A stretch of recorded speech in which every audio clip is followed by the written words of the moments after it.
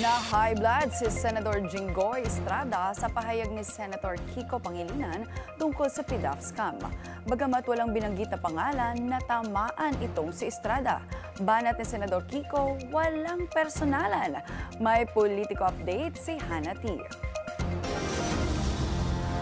Sinuway ni Senator Jinggoy Estrada si Senator Kiko Pangilinan dahil sa pahayag nito tungkol sa PDAF scam.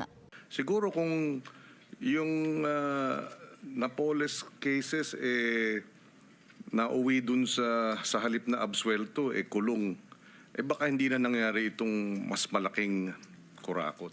Plunder ang naging kaso sa mga mambabatas na dawit sa guni-guning NGOs ng tinaguriang pork barrel queen na si Janet Lim Napoles. Kalaunan, inabsuelto sila ng korte. Isa roon si Estrada. Sabi ni Pangilinan, maging senyales daw sana ang flood control scandal sa judiciary na bilisan at ayusin ang justice system sa bansa. Bagamat walang pinangalanan, tila natamaan si Estrada. President, let me put on record. Hinarap ko po ang mga kasong isinampa sa akin. Dumaan ako sa mahabang panahon ng paglilitis, pagkakakulong, at pati na ang mabigat na stigma na idinulot nito. Hindi lamang sa akin, kundi maging sa mga miyembro ng aking pamilya na taon ding nagtiis ng pangungutya, pangmamaliit at panghusga.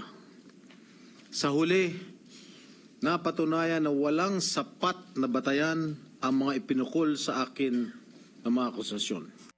Hindi naman daw siya tutol sa Senate Blue Ribbon Committee probe kung saan dawit siya sa pagtanggap umano ng payola o kickback sa milyong-milyong proyekto.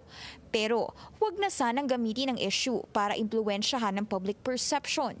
Sa dalawang kaso niya kasi sa Sandigan Bayan, sa isa pa lamang siya absuelto. Sagot ni Pangilinan, walang personalan. Pero hindi nagpatalo si Estrada.